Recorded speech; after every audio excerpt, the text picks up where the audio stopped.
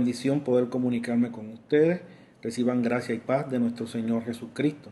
Soy el hermano Javier Solís y en unos minutos nos acompañará el hermano Abner con unas alabanzas. Pero antes, quiero compartir con ustedes unas palabras que nos han servido de sostén en medio de esta pandemia. Se encuentran en Primera de Timoteo, capítulo 4, verso 13, en la Biblia de las Américas. Dice de esta manera: entre tanto que llego, ocúpate en la lectura de las Escrituras, la exhortación y la enseñanza. En este texto podemos ver al apóstol Pablo instruyendo a su hijo en la fe con tres imperativos. Lee la palabra, exhorta la palabra, enseña la palabra. ¿Qué es un imperativo? Bueno, un imperativo es un mandato ineludible, obligatorio e inevitable que nosotros como creyentes, al igual que Timoteo, debemos obedecer.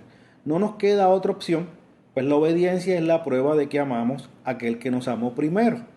El texto comienza con la frase entre tanto, que es sinónimo de mientras o en el interín. Si lo aplicamos a nosotros, podemos preguntar: ¿qué hago en medio de esta pandemia? Leer la palabra. Note que el apóstol ubica el proceso de leer la palabra antes que la exhortación y la doctrina, o sea, la enseñanza. La efectividad de las últimas dos tareas, la tarea de exhortación y la tarea de la enseñanza, dependen de la ejecución de la primera tarea, leer la palabra.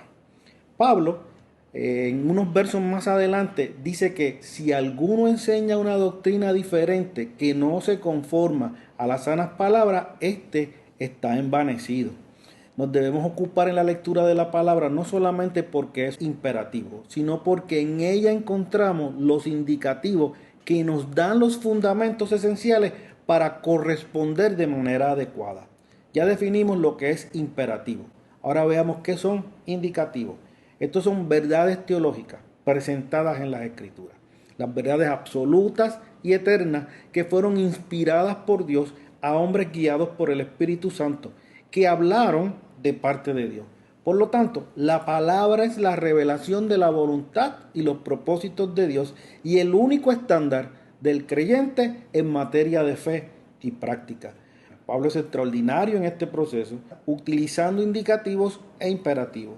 En esta misma carta, la primera carta a Timoteo, en el capítulo 2, verso del 5 al 6, podemos ver una de esas verdades. Leamos: porque hay un solo Dios y también un solo mediador entre Dios y los hombres, Cristo Jesús, hombre, quien se dio a sí mismo en rescate por todos, testimonio dado a su debido tiempo. También podemos buscar en el capítulo 3, el verso 16, que dice: e indiscutible, grande es el misterio de la piedad.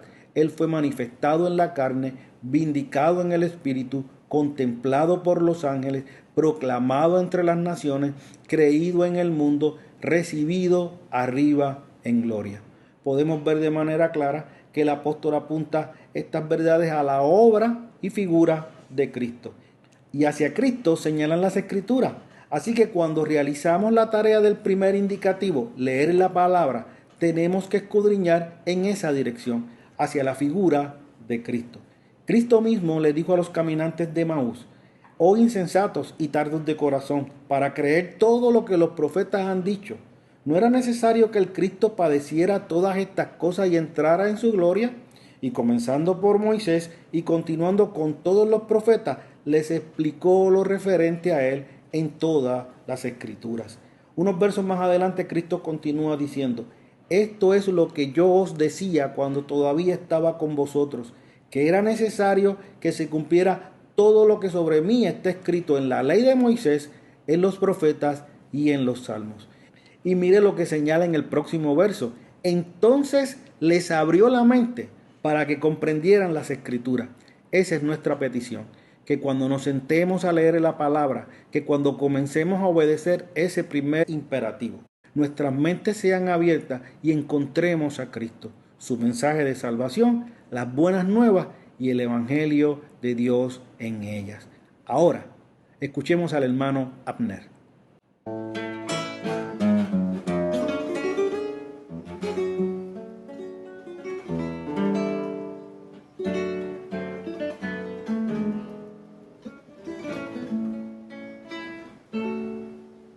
Señor, Confiado estoy en tu palabra,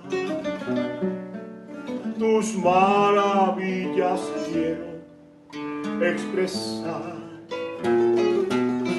al corazón sumido en el pecado que está rodeado de grande iniquidad. Yo no quiero jamás apartarme de tu ley que una vez quebranté. Mi delicia es poder siempre amarte como a Dios Salvador y mi Rey.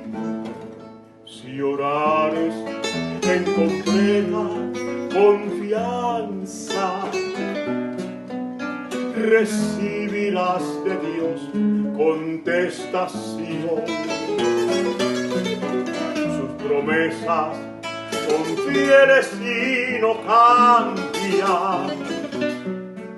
Amor inigualable es el de Dios. Yo no quiero jamás apartarme de tu ley que una vez quebranté. Mi delicia es poder siempre amarte como a Dios Salvador y mi Rey, como a Dios Salvador y mi Rey.